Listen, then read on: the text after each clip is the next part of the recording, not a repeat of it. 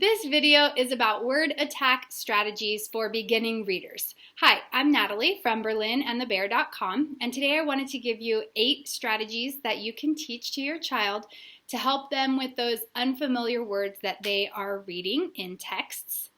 And it's important to note that when kids are encountering unfamiliar words and they need to decode or sound out the word, that's saying to them, just sound it out, is sometimes not very beneficial for 2 reasons.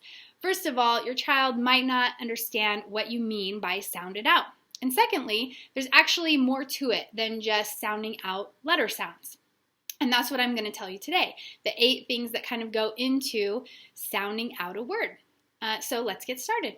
The first thing that you can teach your child or remind them is that they should go left to right. And this might seem obvious, but when you're a child reading and you come across a new word, and it could be a longer word that you haven't read before, you might get overwhelmed or your brain might shut down. So it's important to remind children, okay, we're just going to start on the left side of the word. We're going to start at the beginning.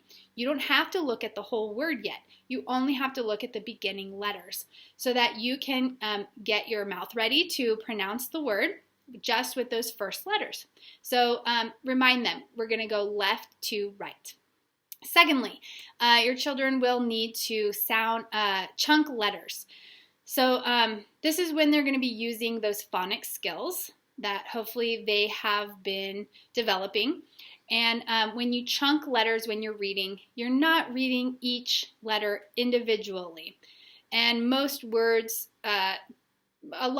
most words can't be read by just reading every single letter separately. So you're going to chunk words. So for example, here I have a book, Frog and Toad Are Friends.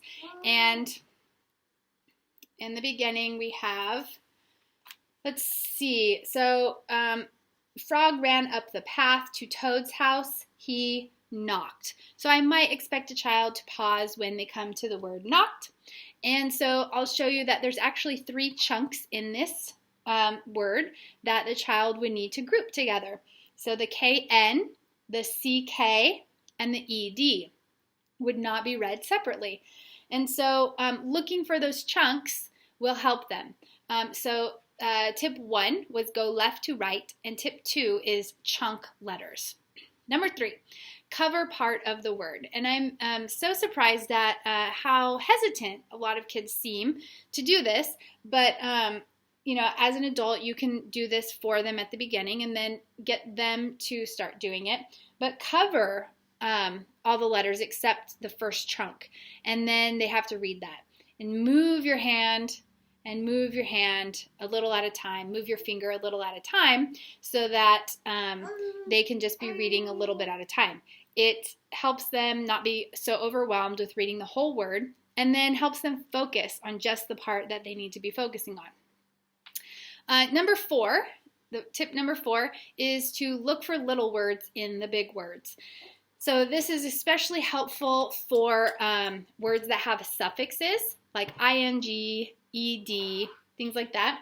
So like melting has melt inside of it. Shouting has shout inside of it. And it's also helpful for those compound words like inside. We have in and side.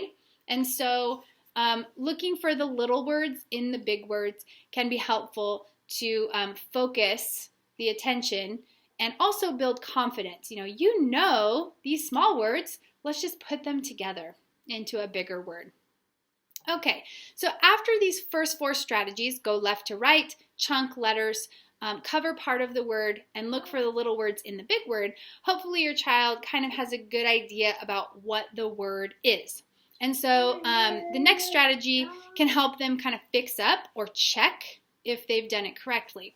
And number 5 then would be check the beginning and ending sounds. So with knocked, for instance, we have an ED at the end. But let's say your child is reading and they're using all the strategies and they're knock, it's knock.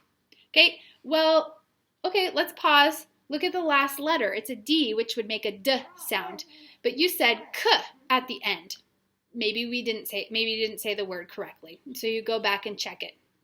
Okay, so make sure that you're getting the child to start doing this on their own so that when they're reading independently, they can check for any mistakes by themselves. So check the beginning and ending sounds. Did it match what you said? Number 6 is also a strategy to help with checking and fixing up mistakes, and that is, does it sound right? So let's say that your child did say knock, and so now your child, every time they sound out a new word, they go to the beginning of the sentence and they reread the sentence saying the word correctly. So your child might say, he knock on the front door. And so you would say, he knock on the front door. That sounds strange. We don't usually say it that way. Maybe we didn't say the word correctly. And so then your child would need to go back and check the word and make sure he or she did it correctly. Okay, number 7 is skip the word and return. Now, I wouldn't normally suggest this. We always want to use those phonics skills first. But sometimes there's those words that just are so tricky and maybe our child is getting frustrated. So it's okay, especially with things like nonfiction text, when we have a little bit more complicated words or words that we don't see every day. So we might want to read a sentence, skip the word that's tricky, finish the sentence, and then ask ourselves what could fit in the sentence. What could go there? What would make sense? So skipping the word and then returning. And the last one, number 8, use pictures and think about the topic. So that is also really good for those nonfiction texts that have some of those words that are just difficult. So, excuse me. So we're reading and we have this word. Well, a lot of kids already know what this is. It's a cheetah. And so we know this starts with a ch, e, chi. Oh, I'm pretty sure it's going to be a cheetah because I'm using the picture to help me. I can use the pictures here to help me as I'm reading, and maybe that will help me sound out words I don't know. And also think about the topic. Okay, this is going to be about a cheetah. What do I know about a cheetah? They're fast, so it might say something about speed. This book is about big cats, so it might talk about what makes a cat, or other things cat-like. I don't know. So bringing up those topics, those words related to the topic, can also help with words that you don't know. Especially if you're combining it with the sounding out strategies, but you're just not quite there. You just can't quite get the word. Then encourage your child. Look at the pictures. Think about the topic. What would make sense? Once again, that strategy as well as the skip the word and return strategy is not the first line of defense when we come to unfamiliar words, but they can be really helpful for very difficult words and for words that just don't follow any of those phonics patterns. So let's go over the 8 tips really fast. First of all, go left to right.